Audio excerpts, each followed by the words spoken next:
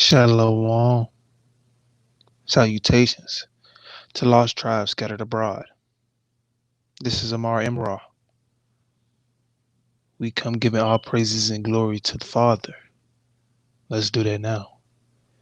Kal Halal, Yahweh Bashem, Yahweh Shah Bashem, Rakwadash Bashem, Lanshawakadash Bashem. May your will be done on earth as it is in heaven. All praise and glory goes to the Heavenly Father and the Son. We come here today with another video. And just to come to something different, the Ahkyam Talks 2, the second part of our series. The first one, Avoiding Deception. If you haven't seen the video, go back and click it. And for the second one today, we're going to be breaking down Deuteronomy. And I wanted to get into Deuteronomy today to just push faith, labor for the Lord, and just to also teach our people, to give milk and start to feed the road. If people don't understand, because a lot of our people don't understand who they are. They still think that they're African Americans or just black, or people don't care to understand their heritage that was brought to us. So we're going to get into Deuteronomy today. We're going to break down Deuteronomy. And it's the fifth book of Moses. In Hebrew, is called Devar Riyam. Devar Riyam in Paleo Hebrew. And I will be going out of the Sefer and both the Sefer and the KJV for reference, just in case I get lost. But we're gonna break it down because most of our people don't understand our history. When we start to understand and read our history, understand that the Bible is an historic context of our ancestors and what they went through and what they dealt with our Creator to get to this point. So once we understand our struggles, because Deuteronomy, even when you go into Deuteronomy 28, it pertains to the curses that was placed upon us as a people, that Yahweh placed upon us because we could not follow the law, statutes, and commandments when he brought us up out of Egypt. So let's just get into it. This is Deuteronomy 1 and 1. These are the words which Moses spoke unto all Yasharal on the side of Yarden in the wilderness, in the plain over the Red Sea, between Paran, Tophel, and Lavan, and Cheseroth, and the Zahaf. And basically, all it's saying is Moses, we was in the wilderness at the time, and Moses spoke all of these words unto Yasharal, unto all Israelites. So these words pertain to all Israelites. So he spoke this to them while they was in the wilderness between Paran, Tophel, Lavan, Chazaroth, and Zahaf. 2. There are 11 days journeys from Shoref by the way of Mount Seir unto Kadesh Barnea. So it was an 11-day journey from Koref, which was Horeb. If you look in the KJV, it's Horeb, which is a desolate. It says here, desolate. Toreb, a generic name for the Sinai mountains. So it was just mountains basically. The Korev by the way of Mount Seir unto Kadesh Barnea, and Kadesh Barnea meaning desert of a figurative Kadesh of the wilderness of wandering, Kadesh Barnea a place in the desert. So basically Kadesh Barnea was a place in the desert. So it was an 11-day journey from Korev to Mount Seir unto Kadesh Barnea. And it came to pass in the 40th year and in the 11th month, on the first day of the month, that Moses spoke unto the children of Yashua according to all that Yahuwah had given him in commandment unto them. And when we going back into learning our history, we're not under the laws of Moses, the priesthood. We're under the laws of Melchizedek, which Yahweh came under and fulfilled the law. And it's not to say that we still can't use these parts of the Torah to learn and to expand and to grow. to what we need to do. But they was in the wilderness for 40 years in 11 months on the first day of the month of that 11 month. So it was 40 and 11 months, which is almost going to make 41 years. And on the first day of the month, the 12th month, Moses spoke unto the children of Yasharah according to all that Yahuwah had given in commandment unto them. And he had slain Shechron, which is Shihan, which is Shihan in the KJV, which was the king of the Emorium, which was, let me see, because I'm going back and forth, was the Amorites. So the Amorites was basically like a clan of people that appeared to look like giants. They could have been from Nephilims, as we learn even more. I think they did have, genetics of Nephilims and demonic spirits, but the people appeared big, almost as giants, the Amorites. And after he had slain Sheshron, which name is Shahan in the KJV, the king of the Amorites, Emoriums, which dwelt in Kadesh Bon, the Og, the king of Bashan, which dwelt at Ashatroth in Ederi. So after Moses and the Israelites had slain Shihan, the king of the Amorites, who dwelt in Heshbon, and the OG king of Bashan, who dwelt in Ashtaroth, in Ederi, Shalak. Excuse me, guys. Still learning daily, man. We ain't perfect, but we learn daily. On this side of the Jordan, in the land of Moab, began Moshe to declare the Torah, saying, Yahuwah Elohayim spoke unto us in Shorev, saying, Ye have dwelt long enough in this mountain. Turn and take your journey and go to the mountain of Amorium, which is the Amorites, the mountain of the Amorites, and unto all the places nigh thereunto, in the plains and in the hills and in the valley and in the Negev, which is the south from the and it says here, because it tells you a lot too within the app, and it says Negev, which is just basically south, but that's in Hebrew, from an unused root meaning to be parched, the south from its drought, specifically the Negev or southern district of Yehuda, occasionally Mizraim, as south to Yasharel, south countryside word. So it's just south of Yasharal basically. So he told them to go south of Yasharal and by the seaside to the land of the Canaan. And it was the Canaanites. The Canaan, that's how you said in Paleo Hebrew, Canaan, which is Canaanites, which is modern day Africans. Well, that's the Hamites, excuse me, which could be Nigerians and consider those people as Canaanites. They're darker skinned people, but it's a different people. And unto Lebanon,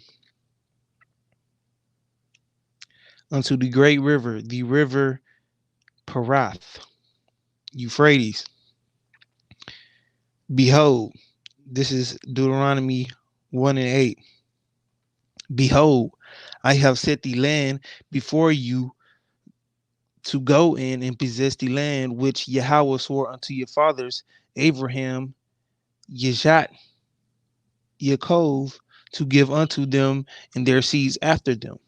So here we see that in 1 and 8, that it's telling them to go and take your journey.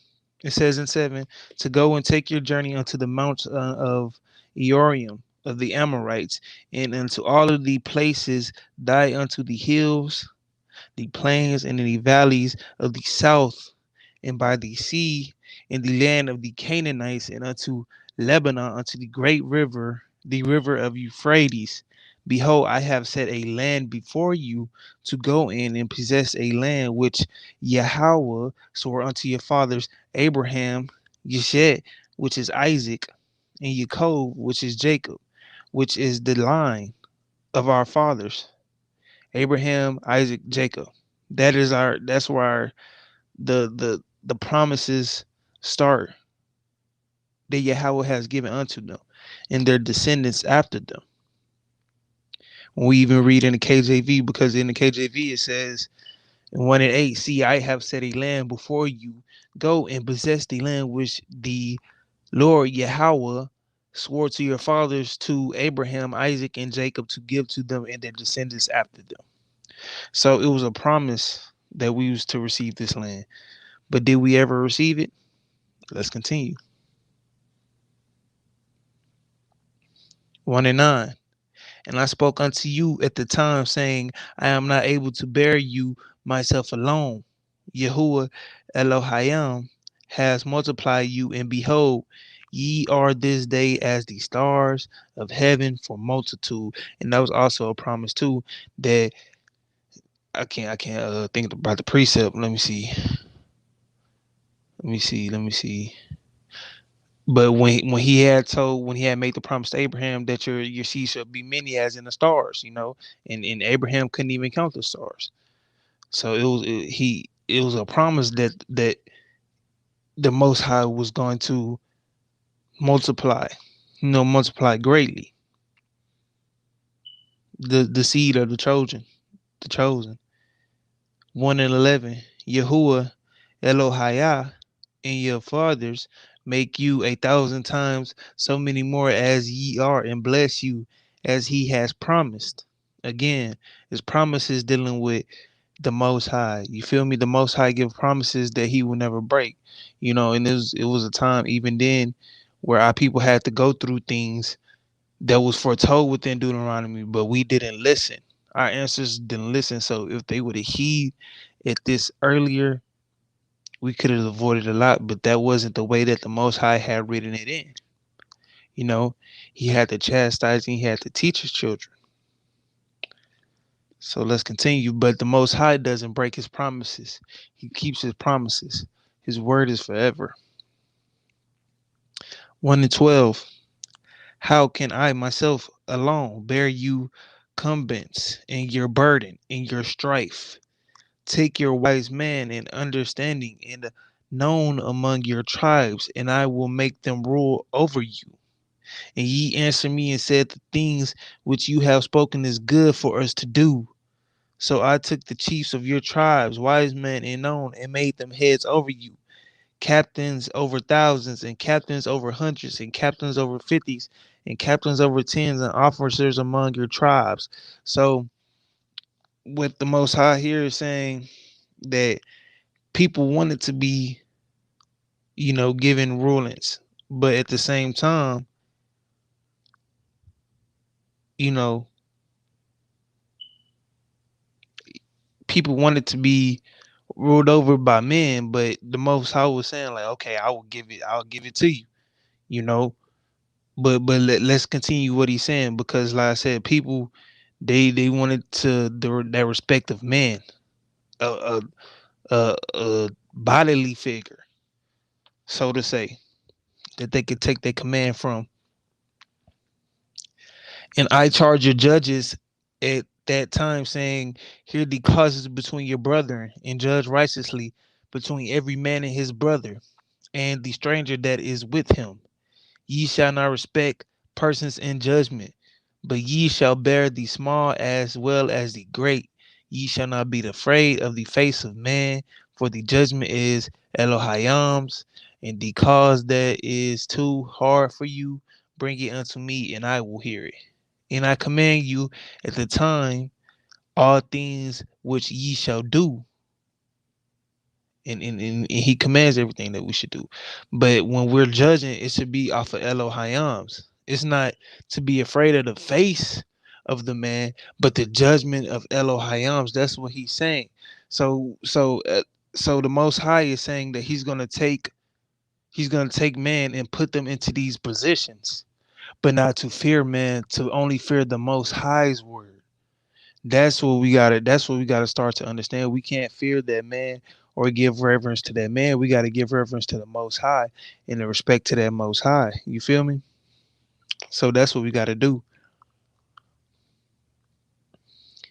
And and this is Deuteronomy 1:19, and we departed from Korev and went through all that great and terrible wilderness, and ye saw by the way of the mountains in Emorim as Yahuwah Elohim commanded us, and we came to Kodesh Barnea. And I said unto you, ye are come unto the mountains of Moriam, and Yahuwah Elohim gives unto us. Behold, Yahuwah Elohai has set the land before you. Go up and possess it, as Yahuwah Elohai of your fathers have said unto you. Fear not, neither be discouraged. So we're not supposed. He's telling them, don't fear, don't be discouraged. Go and take the land as which I have promised. In 22, and ye came near unto me, every one of you, and said, we will send men before us, and they shall search out the land and bring us word again by the way we must go up, and into the cities we shall come. And the saying pleased me well, and I took 12 men of you, one of a tribe, and they turned and went up into the mountains, and they came into the valley of Eshcol and searched it out. And they took of the fruit of the land in their hands and brought it down unto us, and brought us word again and said, it is good land which Yahuwah Elohim gives us. Notwithstanding ye will go up unto, but rebel against the commandment of Yahuwah Elohim. And ye murmured in your tents and said, because Yahuwah hated us, he has brought us forth out of the land of Mizraim to deliver us into the hands of the Emorim to destroy us. So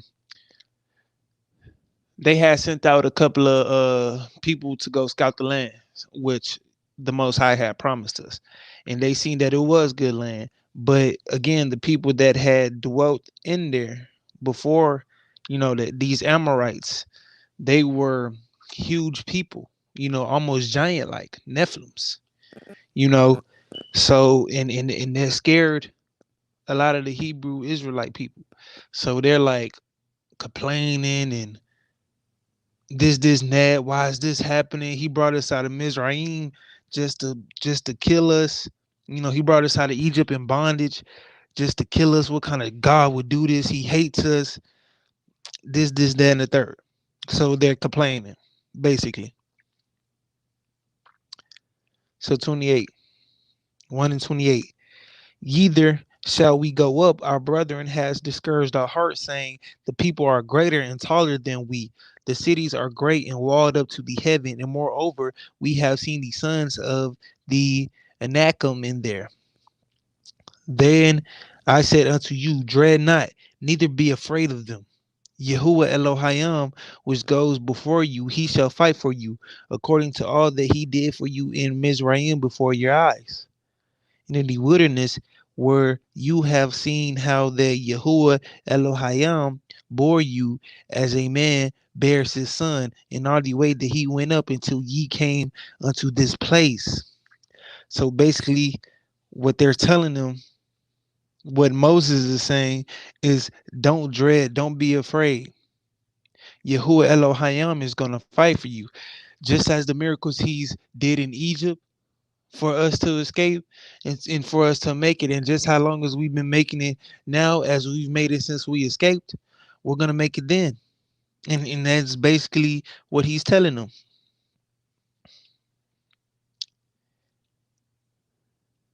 32. Yet in this thing ye did not believe Yahuwah Elohim, who went in the way before you to search you out a place to pitch your tents in fire by night, to show you by what way ye should go in a cloud by day. And Yahuwah heard the voices of your words and was wroth and swore, saying, surely there shall not one of these men of the evil generation see that good land which I swore to give unto your fathers, save Caleb the son of Jephunneh, which is Jephunneh, he shall see it, and to him I will give the land that he has trodden upon, and to his children, because he has wholly following Yahuwah. Excuse me, Yahuwah. So the Most High heard all the murmurings, all the all the complaining, all the commotion that a lot of these brothers had, and he swore unto them, saying that no man from this generation to see that good land that I promised unto their fathers. How do you expect to receive something that I promised, and you're complaining? You ain't done nothing yet. So and but he promised it to Caleb. And let me see. Yeah, Caleb, which is Caleb in Paleo Hebrew. So out of all them people, Caleb was gonna be the one to see it, because he still believed in the Lord. He still walked and followed in Yahweh in the faith. 37. Also, Yahuwah was angry with me for your sakes, saying, you shall not go in thither. And that's what he told Moses too. He was angry with Moses and told him that he wouldn't see the lands either. 38. But Yeshua, the son of Nun, which stands before you, he shall go in thither. Encourage him, for he shall cause Yasharel, excuse me. But Yeshua, the son of the son of but Yahusha, the son of Nun, which is Nav, which stands before you, he shall go in thither. So Yahusha was going in too. Encourage him, for he shall cause Yasharah to inherit. Moreover, your little ones, which ye said shall be a prey, and your children, which in that day have no knowledge between good and evil, they shall go in thither, and unto them I will give it, and they shall possess it. So the little ones was gonna possess it too. The next generation is over, but not the ones that was the ones of before that was causing strife and complaining. So the older, and he was even telling Moses at the time, like, groom the younger ones so they can inherit it. So at the time, we gotta give it to the youth. And like I even said in my last video, at the time it's a critical time for the youth, because they know that the youth is the most impressionable.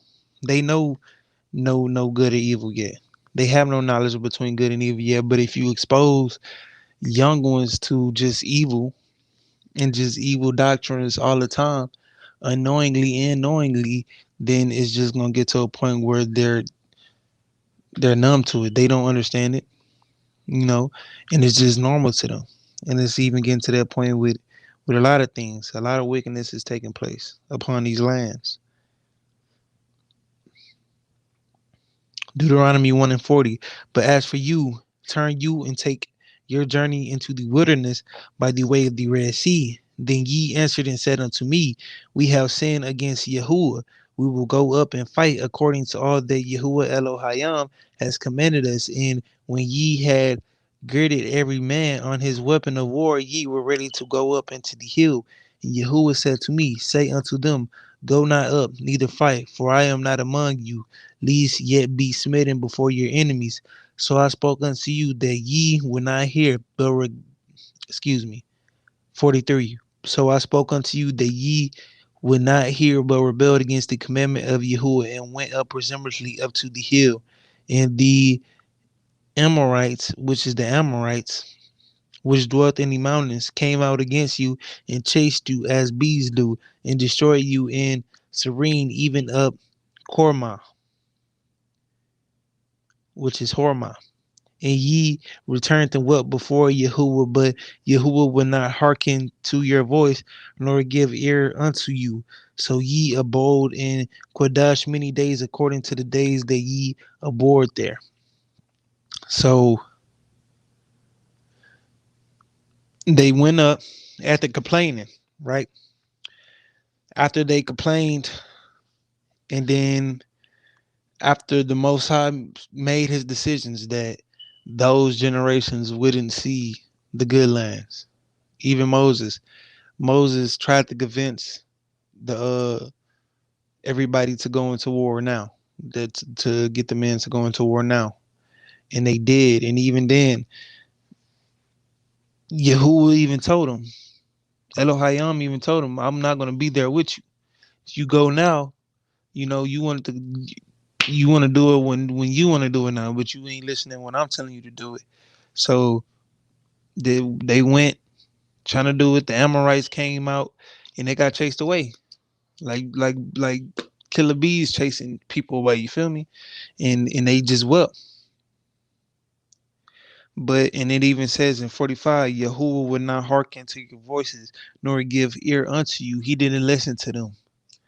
He didn't care about them crying. And that's how it's gonna be for a lot of people, even in that day. You feel me? We walk around here like we don't need the Lord. But when times is happening, we getting hit hard, and we wondering why our prayers are not getting hit. You feel me? Because we're not putting in work for the Lord. When He's telling us to do it, we want to do what we want to do, and then try to get the Lord on His time. It don't work like that. It don't. So we got to give it back. But that was the end of Deuteronomy chapter 1. We're gonna get into we're gonna break down chapter 2 right now, and then try to do it like 40 minutes. Don't go too deep because I know YouTube be playing on my videos and all this and that. So we gonna pick up where we left off or where we end off at. But for right now, we just still in it. Let's get it out, man. Let's turn to it. Deuteronomy 2:1. Then we turned and took our journey into the wilderness by the way of the Red Sea, as Yahuwah spoke unto me. And we compassed Mount Seir many days. And Yahuwah spoke unto me, saying, Ye have compassed this mountain long enough. Turn you northward, and command the people, saying, Ye are to pass through the coast, of which your brethren, the children of Esau, which dwelt in Seirith, they shall be afraid of you. Take ye good heed unto yourselves, therefore. Meddle not with them, for I will give you of their land. No, not so much as a foot, brethren, because I have given Mount Seir unto Esau for a possession. So whatever Esau had, we not supposed to desire, and we know that Esau is the white man. We know that it's Japheth, but that's another video. Deuteronomy 2:6. Ye shall buy meat from them for money, but that ye may eat, and ye shall also buy water for them for money, that ye may drink. For Yahuwah Elohim has blessed you in all works of your hands. He knows your walks through this great wilderness, these 40 years. Yahuwah Elohim has been with you. You have lacked nothing. So they've been in the wilderness for 40 years, and they've lacked nothing. And the whole time, Yahuwah Elohim has been with them, guiding them, giving knowledge to the elders. 2:8. And when we pass by from our brethren, the children of Esau, which has dwelt in Mount Seir, Serene, through the way of the plain from Elath, from the Etzon Gever, which turned and passed by the way of the wilderness in Moab. And Yahuwah said unto me, distress not the Moab, which is the Moabites, neither contend with them in battle, for I will not give you of their land for a possession, because I have given Ar unto the children of Lot for a possession. The Emim dwelt therein in times past, a people great and many and tall as the Ahkyam, which also were accounted Raphaim as the Ahkyam, but the Moabium, which is the Moabites, called them Eam, was the Eams. And these people were also giant-like too, appeared almost giant-like too.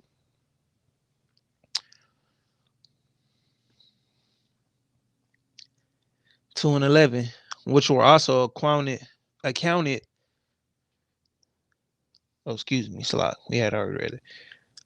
2 and 12, the Quorum, which is the Horims in the KJV, also dwelt in Sari before time, but the children of Esau succeeded them when they had destroyed them before them, and dwelt in their stead, as Yasharah did unto the land of his possessions, which Yahuwah gave unto them. Now rise up, and I say, get over and get you over the brook Zered, which is Zared, and we went over the brook Zered.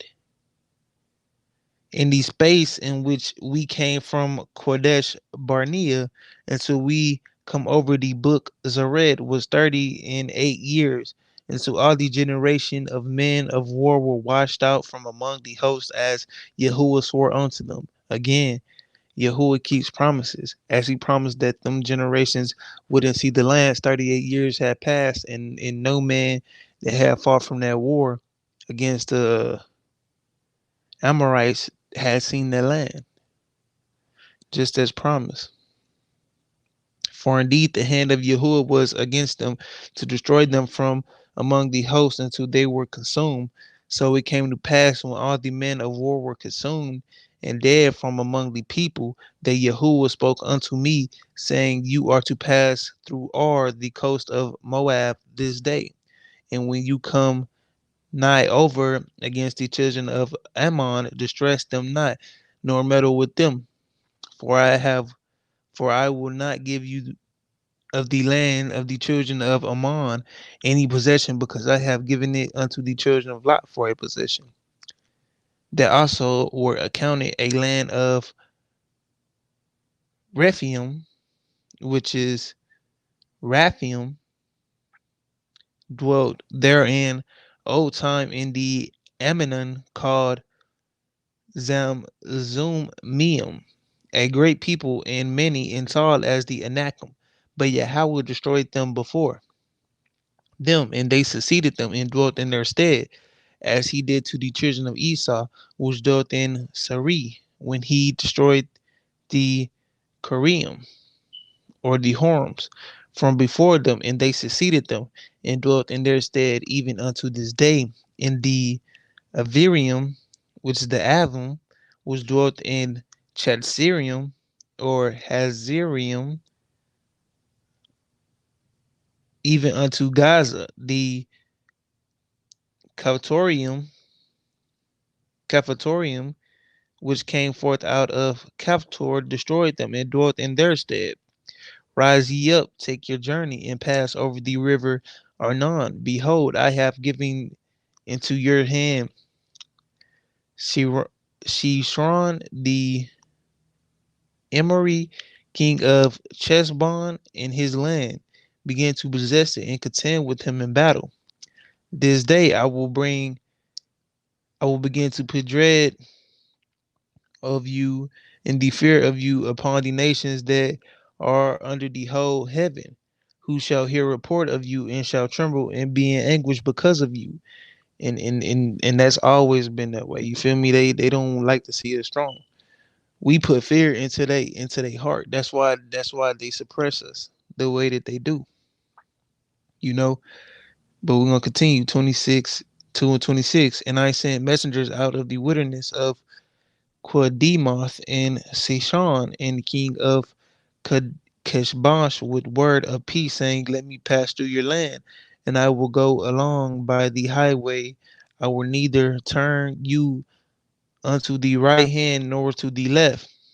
You shall sell me meat for money that I may eat, and I will give me water for money that I may drink. Only I will pass through on my feet, excuse me, slot 2:29. As the children of Esau which dwelt in Syren in Moabim, which dwelt in Ar, did unto me, which I shall pass over the Jordan into the land which Yahuwah Elohim gives us.